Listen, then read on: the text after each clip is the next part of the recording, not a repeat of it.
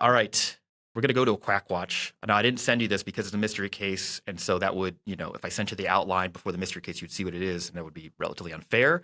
So you're going to get this in real time. And I want to get your live reaction.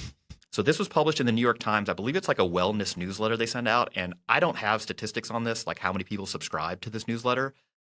I suppose it's a lot. I don't know if it's millions. Among the largest media organizations out there. Yeah, I bet totally. I bet it is a large number of people who saw whatever this is about to be. So here's the first line from this newsletter. It was also published on their website. And I quote, "As I write this, I'm wearing a large heating pad on my back like a cape. Why? Because when I parked my car at the grocery store, I made the mistake of twisting around to grab shopping bags from the back seat." It goes on about how she has this author has had low back pain. And then she says, "So I thought it might be helpful to focus on how to prevent back pain in the first place, and I've asked orthopedic doctors for their best tips." Now, Dr. Baraki, you are very, very familiar with the literature on low back pain. You have treated a lot of individuals with low back pain. You have worked through low back pain on your own. I would go so far as to call you a subject matter expert on low back pain. Now, if you had a question about low back pain, orthopedic doctors your first pick? Generally not. This is not intended to throw shade at orthopedists out there. Like by and large, they are no hate comms. Yeah, right. They are generally quite good at what they do, meaning the skill set that they are trained for, which involves slicing and dicing to improve, pathologies of various, orthopedic structures and joints, joint replacements, for example. I would 100% entrust a well-trained orthopedist. There are also even further subspecialties out of orthopedics who I would trust with their, realms of expertise, be it ortho-oncology or hand surgeons or various other niches. But back pain, by and large, is a non-surgical problem. And so going straight to a surgeon for, opinions on this, it's not to say that they're unreliable for this, but that there's going to be a little bit more variation in the quality of advice that you're going to get from someone who might, spend most of their day operating on patients for a problem that by and large does not require surgery. There are certainly situations with respect to back pain that do require surgical intervention, sometimes purely, orthopedic related issues, be it spinal fractures, certain disc herniation type situations that do benefit from surgery, definitely like, other forms of cancers and other infections and things like that can get into the spine. But common low back pain, which is what this article author is speaking on, is not something that really needs an orthopedic surgeon to be involved at all in their evaluation or management. And so, you run the risk of something that is very commonly seen when going to specialists in a given area is you end up getting commentary, ideas, advice that are subject to their own selection bias. And so this is, for example, where in recent years, as pickleball has gotten much more popular, you started to see all these articles about how injurious pickleball is. And it's like, they're interviewing people who see people with injuries, not all the people who are out there doing great and improving their health and function and feeling well and, various things like that, right? If you go to an ER doctor and you're like, "Can you tell me your opinion on fireworks?" And it's like, they are people who only see the really bad stuff that happens when things go wrong with fireworks, right? So there are certainly many of them who have that insight into what is the selection of my population and try to consciously counter that bias with bigger data sets than just their own experience. But I think that's hard to do for a lot of clinicians and is not the default setting. When a lot of times when you go to clinicians, they're going to tell you what they know based on, especially the further out they get from formal training, you're going to get less and less evidence-based and more experience-based, which is just unfortunately the way it is unless they go out of their way to stay up to date on evidence and things like that. Yeah. I mean, I don't think that this particular author is like an investigative journalist, although I would want that. And then I would want them to think about this, say, okay, look, if I'm trying to write this thing about low back pain, who would I ask? And you could say, well, maybe asking a surgeon, sure, an orthopedic surgeon, neurosurgeon, something like that. Maybe I should ask a physical therapist. Sure. And maybe I should ask like a clinician researcher, like hybrid who's actively involved in low back pain research. Like to me, that would be like the three horsemen. Like great. Sure. Yeah. But it's kind of like Fox News the other day asked Texas mom about high fructose corn syrup and cane sugar. It's like, wait, how did you arrive? Like, these are the expert. Anyway, Yeah. so that's my first gripe. But like, okay, let's suspend disbelief. Maybe this is a great thing, and this is actually a positive Quack Watch. Sure. Dr. Arthur L. Jenkins III, great name, by the way. Yeah. Is a neurosurgeon in New York City who specializes in spinal surgery, to your point. He says to avoid bending, lifting, and twisting, the BLT, as he calls it. This maximizes the stress on the disc, making it more likely to rupture. As a spine surgeon, I would never do it. And you know Sure. that a phrase, look, the guy came up with BLT, pretty catchy, Yeah. right? And pretty quippy. That's been said a lot to patients. Hey, don't BLT, you got to avoid it. I, as a neurosurgeon, would never do it. Completely ignoring the fact that as you interact with the environment around you, you most certainly will have to bend, lift, and twist, not only separately, but also at the same time. Can you imagine trying to go about your daily life without ever bending, lifting, and twisting at the same time? Yeah, I mean, I imagine this neurosurgeon just goes about his day like living in a very tight corset that allows him to do none of those things with his thorax, and he just remains rigidly upright and doesn't move. He actually has a series of assistants who carries him around. It's just like from room to room and like, Yeah. hey, do this thing. Yes, when lifting an object, make sure both feet are planted and your weight is evenly distributed. Then lift from your legs instead of your arms and back, said spine surgeon at the hospital for special surgery in Manhattan. So there's a second surgeon. I suppose that's not terrible advice. Like I guess in order to produce force against the ground, your feet would have to be on the ground. So that is a physics lesson that we all needed in this newsletter. I don't know about your weight being evenly distributed because, like, what if picking up something or interacting with the environment forces you into a posture that your weight isn't 100% balanced over your midfoot? Yeah, I mean, I think if we wanted to be maximally charitable to this guy, that if he is advising against, high effort lifting in very awkward positions to which you are unaccustomed, yeah, there may be some risk of some discomfort associated with that because you are unaccustomed to that sort of thing. But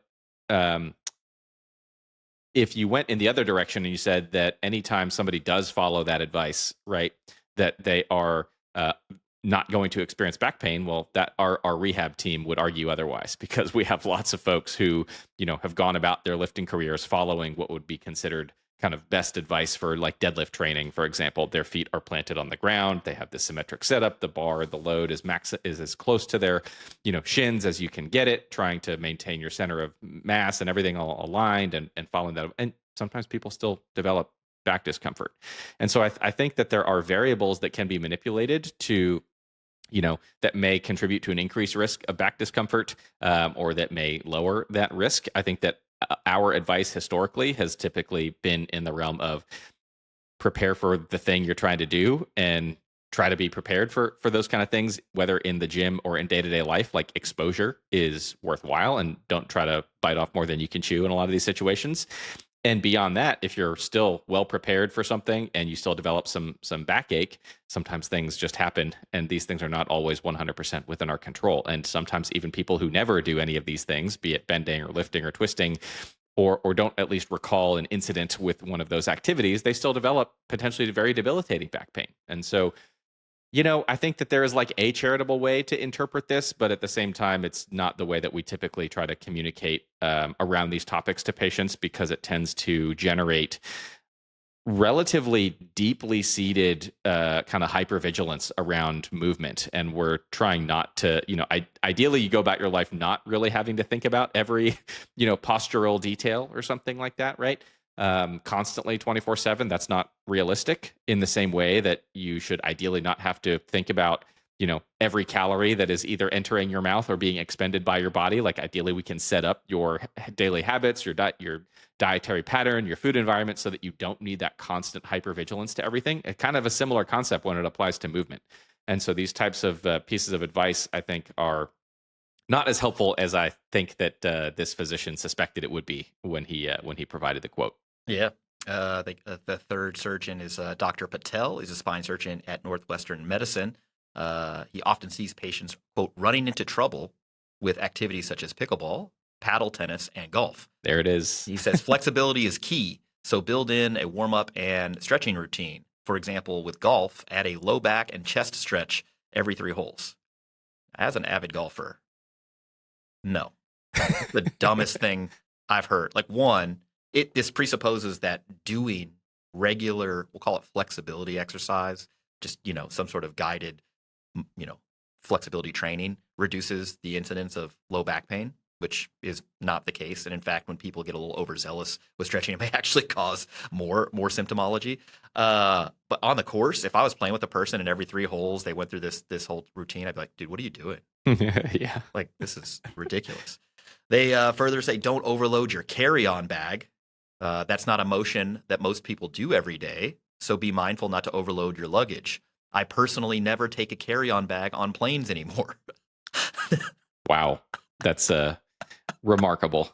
Instead of maybe get strong enough to where handling a carry-on is a trivially easy task for you, just never move anything over your overhead. This is like the doctor advice, like, hey, if that hurt, don't never do it. Ever. Yeah. Ever. Yeah. Whereas we come at it from a different perspective. It's like, look, I want you to have, to the extent it's possible, unrestricted movement. You can do whatever you want. Unfettered access to the entire cornucopia of the movement library that so far exists in, human history. I want you to be ready and be able to do all of that. Fit for duty. I want you to be 70, 80 plus years old and still able to lift your carry-on into the overhead bin with no issues and no assistance from anyone else. Have a carry-on, and be able to travel. Yes. And then to be able to lift in the overhead luggage. Yeah. And then finally, and you knew this was coming, steer clear of sit-ups. They may put a lot of stress on the discs of your spine. Core strengthening exercises such as planks, Pilates, swimming, and yoga, and also the elliptical machine are a lot healthier for your back in general.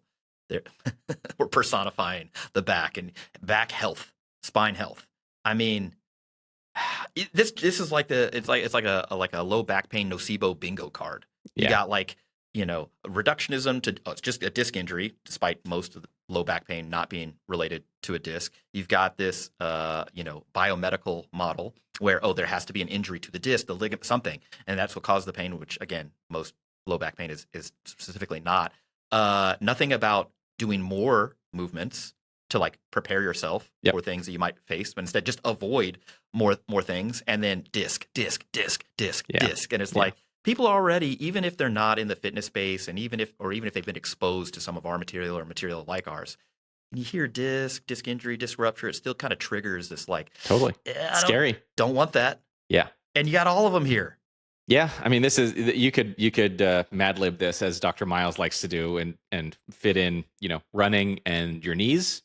It could be tennis and your elbows or your shoulder, and it's like, yep, all of those sports that deliver a particular stress, a little bit more biased towards a particular body area. People may be more susceptible to discomfort or overuse syndromes in that area, but the solution is not to just withdraw from that activity forever because it has the potential to contribute to some, pain experience, but rather it's like, be mindful of the dosage, be mindful of your tolerance, your capacity. And if something crops up, here are the tools that you can use to self-manage and get better through that, which is what the messaging that we aim to put out there, instead of just never do this thing, because the solution there is just withdraw from all activity, because all activity delivers some sort of physiologic mechanical stress to the body somewhere. And it's like, well, if that dose is off, you might get some pain. And that's certainly a good way to avoid, maybe the spine surgeon's operating table for a discectomy, but it's also a great way to end up in the primary care office or the ER with a complication of cardiovascular disease, because you develop metabolic syndrome from not, moving for, a large portion of your life out of fear. Yeah. I guess my question to you is, now it is theoretically answerable if the data set existed, but and I've been actively looking for something like this, and there's just not a lot of data on this. But my speculation here is that if you took 2 groups of just twins, identical twins, and you split them right down the middle, one group of twins on one side, one group of identical twins on the other side, the one group of identical twins, they do not exercise, they don't lift weights or whatever, any of that. And on the other group, well, they are resistance training, they're exercising, whatever. And you compared low back pain incidence in both groups.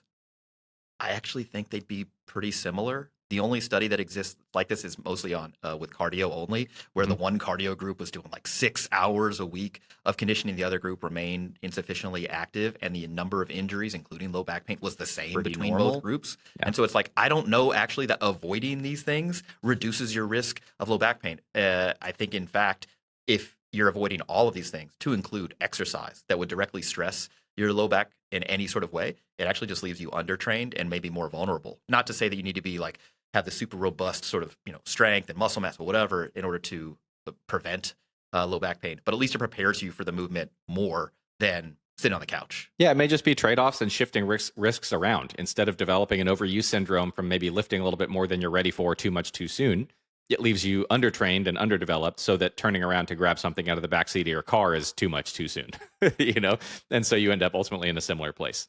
Yeah, if New York Times contacted me and they say, hey, you want to review this just for like accuracy or whatever, I'd be like, yeah, so I think this is mostly harmful, net negative. Does not provide a lot of actionable advice for folks that would actually make them healthier. Instead, maybe we should do some stuff on pain education, like what it actually means to have low back pain, what it doesn't mean. It's probably not a disc injury most of the time, unless you have these certain signs, and then in which case, yeah, it's okay to be concerned and be evaluated.